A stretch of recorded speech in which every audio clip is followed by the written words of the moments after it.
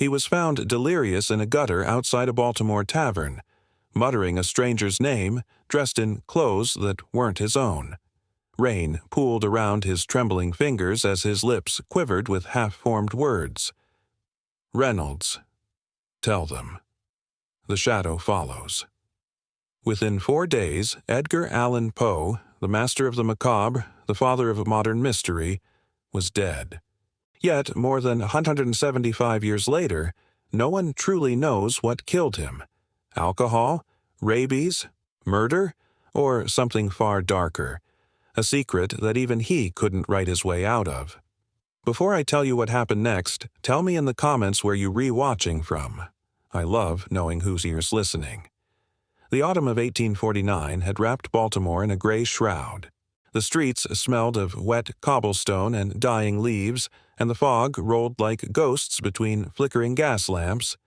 Poe, frail and restless, had been on his way to New York to meet his fiancée. He never made it.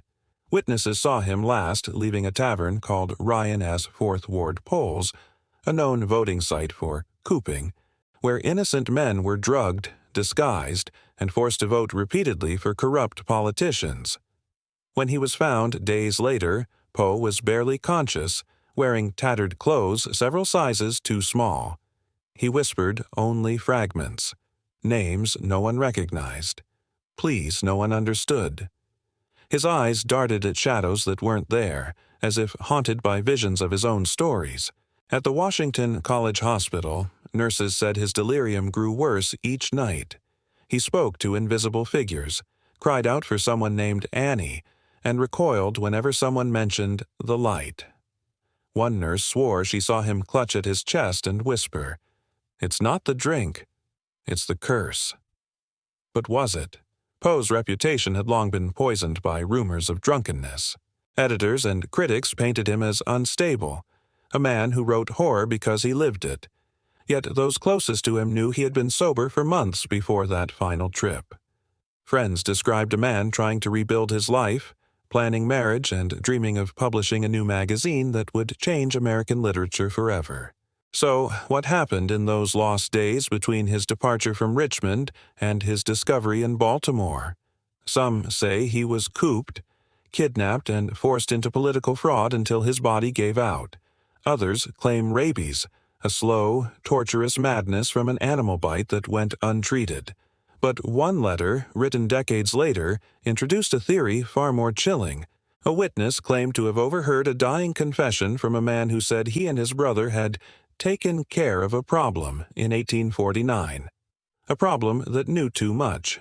That problem, he admitted, was a writer who had overheard something about a powerful senator's affair and had threatened to expose it in print. The witness said the dying man's last words were, "He begged us not to throw him in the street." Truth, or another fiction? No one could ever prove it. As days passed, Poe's strength faded. His mind drifted between lucidity and terror. On October 7, 1849, he finally opened his eyes for the last time and whispered, "Lord, help my poor soul." Then silence. The man who gave the world The Raven, The Telltale Heart, and Annabel Lee, the poet who painted beauty out of grief, was gone at only 40 years old. But the world refused to let him rest. His funeral was small, only 7 mourners, no headstone, no tribute. The newspaper obituary mocked him, written by a rival who called him a drunkard and a madman. His enemies buried him twice, once in the ground and once in reputation. Yet something extraordinary happened in the years that followed. His grave became a place of pilgrimage.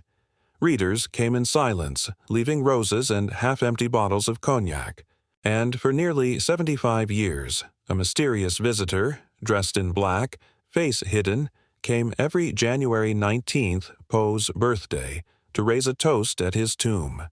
No one ever discovered his identity. When asked why he did it, one note he left behind read simply, "Because he still writes in our dreams." Decades later, medical experts reopened the case. Theories multiplied. Diabetes, heavy metal poisoning, even brain tumor. But none fit perfectly.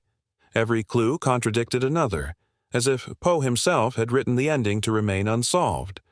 A mystery buried inside a mystery. And perhaps that's the truest legacy of Edgar Allan Poe, that even in death he left us wondering. Because maybe what killed him wasn't a disease, nor a crime, nor despair. Maybe it was the weight of his own genius, the kind of brilliance that burns too hot, too soon, and leaves only smoke in its wake. Years after his death, a young poet stood before Poe's modest grave and said softly, "He died, writing what we all fear to feel." And in that moment, under the dim glow of the Baltimore moon, it felt like Poe's spirit was listening, not from beneath the earth, but from the whisper between the pages of his stories. Because truth doesn't die. It lingers, waiting for someone brave enough to look again. And as the night wind rustles through the cemetery gates, it almost sounds like a whisper, the kind that says, "The shadow follows still." If this story moved you, don't forget to like this video, subscribe to Whispered Words, and share your thoughts below. Who do you think killed Edgar Allan Poe? Man, madness, or mystery itself?